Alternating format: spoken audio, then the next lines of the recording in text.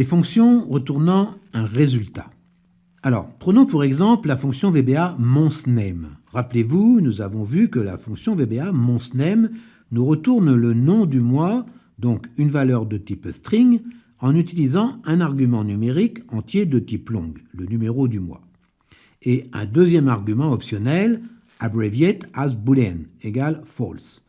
Donc, par défaut, le retour de la fonction nous donnera le nom du mois en entier, c'est-à-dire non abrégé. Si cet argument optionnel est passé à true, alors le nom du mois sera abrégé. Développons une petite procédure pour comprendre. On va faire une procédure qu'on va appeler sub look at function monthName. Nous allons définir deux variables, une de type long qui sera l'argument de la fonction, le numéro du mois, dont on veut extraire le nom à l'aide de la fonction VBA monthName. Donc dim m as long, l'argument de la fonction étant un entier as long, et si vous faites un dim m as integer, bien vous risquez de rencontrer une erreur incompatibilité de type. Une deuxième variable, mois as string, dans laquelle on récupérera le nom du mois à l'aide de la fonction monthName. Donc on va faire dim mois as string. Donnons une valeur à m égale 9, donc le mois de septembre. Récupérons le nom du mois dans la variable mois à l'aide de la fonction monthName. On va faire mois égale monthName. Ouvrez la parenthèse. Alors s'affiche le pop-up d'aide à la fonction. Nous pouvons voir que l'argument month de la fonction est de type long, c'est notre variable m. Ensuite, entre crochets, nous avons abbreviate as boolean égale faux. Les arguments qui sont dans le pop-up d'aide aux fonctions, entre crochets, sont ce que l'on appelle des arguments optionnels. Cet argument est de type booléen et sa valeur, par défaut, est false. Ensuite, nous pouvons observer que cette fonction retourne bien une valeur astring. Renseignons notre argument month avec notre variable m. Donc, m, renseignons l'argument abbreviate à true et fermons la parenthèse. Affichons dans une message box le retour de notre fonction monthName, donc faites tourner votre sub et observez le résultat. Vous pourrez tester votre sub en passant l'argument abbreviate à false et tester. Vous pourrez également tester votre procédure en supprimant l'argument optionnel et ne laisser que m comme argument. En résumé, la fonction qui renvoie un résultat devra être dimensionnée comme une variable et intégrera des sortes de variables appelées arguments ou attributs. Ces arguments seront placés et définis entre parenthèses après le nom de la fonction et devront être chargés à l'appel de la fonction. Important, lorsque vous faites appel à une fonction qui retourne un résultat, vous devrez passer vos arguments à la fonction entre parenthèses en les séparant par une virgule. En revanche, lorsque vous faites appel à une fonction réalisant une tâche, comme la fonction précédente, fx header colon layout, eh bien vous devrez passer vos arguments à la fonction sans parenthèse et séparés par une virgule. Pour retourner un résultat, une fonction devra donc être définie de type string, numérique entier ou décimal, date ou booléenne ou variant, suivant le type de résultat que l'on souhaite que cette fonction nous retourne. En plus des arguments qui seront à définir, comme nous l'avons vu dans les fonctions personnalisées, il faudra également définir le type de notre fonction. Nous allons développer une fonction qui va nous retourner le prix standard d'un article et nous appellerons cette fonction fx prix standard. Nous passerons un argument à cette fonction, donc entre parenthèses, article à string, ou article avec le dollar voulant dire la même chose. Cette fonction va retourner une valeur numérique décimale qui sera le prix standard de nos articles. Cette fonction sera donc du type single. On définira cette fonction un peu comme l'on définit une variable et on ajoutera le type de la fonction après les parenthèses, as single. Donc nous avons une fonction qui nous retournera une valeur décimale et qui utilisera un argument de type string qui sera le code article.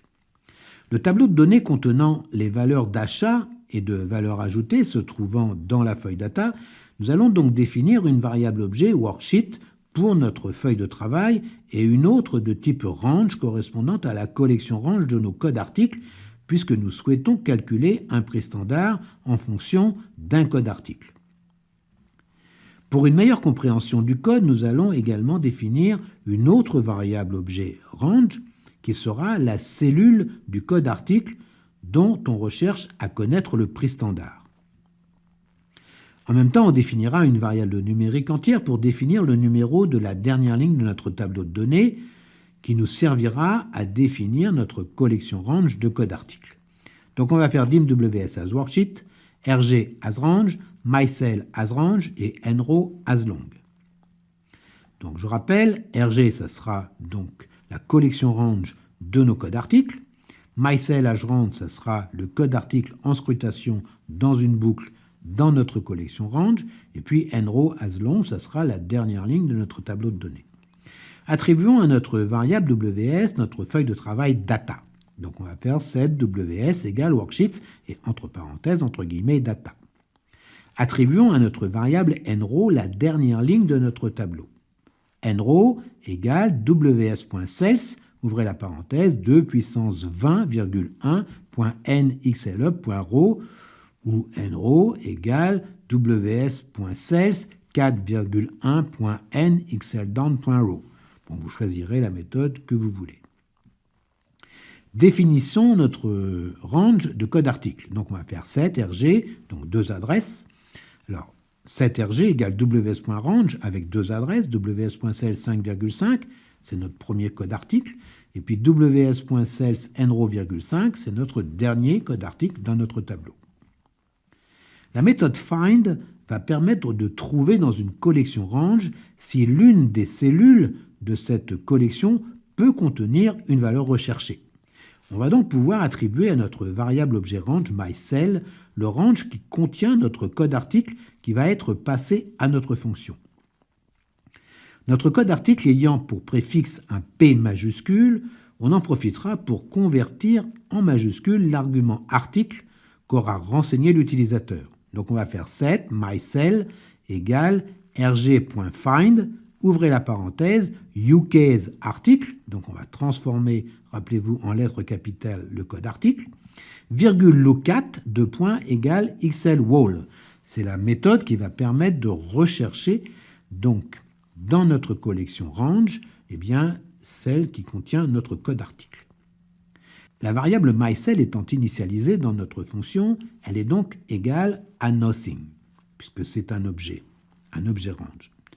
Si la méthode .find permet de retrouver le code article entré par l'utilisateur, alors notre variable objet range myCell ne sera plus égal à nothing. Et if not myCell is nothing, et non pas égal à nothing, on utilisera is à la place de égal, donc if not myCell is nothing, then. Nous allons tout de suite placer le marqueur de fin de condition endif.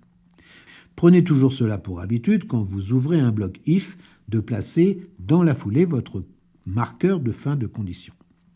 Si l'objet myCell n'est pas égal à nothing, alors eh bien, nous allons retourner le prix standard de notre article à notre fonction.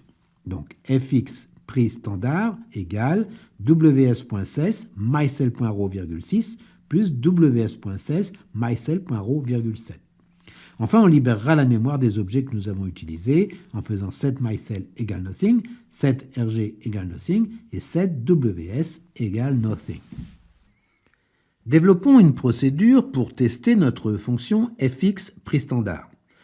Donc on va déclarer une procédure qu'on va appeler sub test fx prix standard. Nous allons devoir passer un code article à notre fonction. Alors créons une variable de type string que nous nommerons article pour faire sens. Donc on va faire dim article à string. Nous allons demander à l'utilisateur d'entrer le code article et notre fonction remplira sa tâche en calculant le prix standard.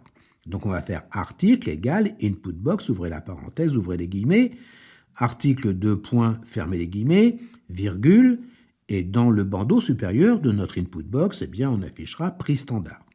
Donc notre utilisateur eh bien, aura à renseigner un code article pour pouvoir calculer le prix standard. Nous allons retourner à l'utilisateur par l'intermédiaire d'une message box le prix standard du code article qu'il aura renseigné. MSGBox, ouvrez les guillemets, prix standard article, espace, fermez les guillemets, que l'on va concaténer avec notre variable article qui aura été renseigné par notre input box et par l'utilisateur. On va concaténer avec le signe égal et on va concaténer avec l'appel de notre fonction prix standard qui aura donc pour argument le code article, donc notre variable article. Dans la fonction précédente qui exécutait une tâche, faire la mise en forme d'une ligne de nom de champ, rappelez-vous, nous avions fait appel à notre fonction et renseigné les arguments de la fonction en les séparant par une virgule. Dans le cas d'une fonction retournant un résultat, et nous pouvons le voir ici, les arguments de la fonction devront être passés entre parenthèses. Donc on écrira article entre parenthèses. Alors je le redis chaque fois, mais si vous appréciez cet épisode, eh bien n'hésitez pas, abonnez-vous à la chaîne, parlez-en autour de vous, et puis un petit pouce bleu, vous savez, à moi ça fait toujours plaisir, et ça permet de faire remonter les vidéos dans les algorithmes de YouTube. Activez la cloche, ça vous permettra d'avoir la primeur du prochain épisode. Et puis si vous jugez bon de soutenir la chaîne avec un don, pour les petites applications que je peux donc vous donner au travers de ces vidéos, eh bien, vous trouverez dans la description le lien Tipeee XL One Click. En attendant, portez-vous bien, puis si vous êtes toujours Visual Basic, bien, je vous dis peut-être ou sûrement à bientôt. Au revoir.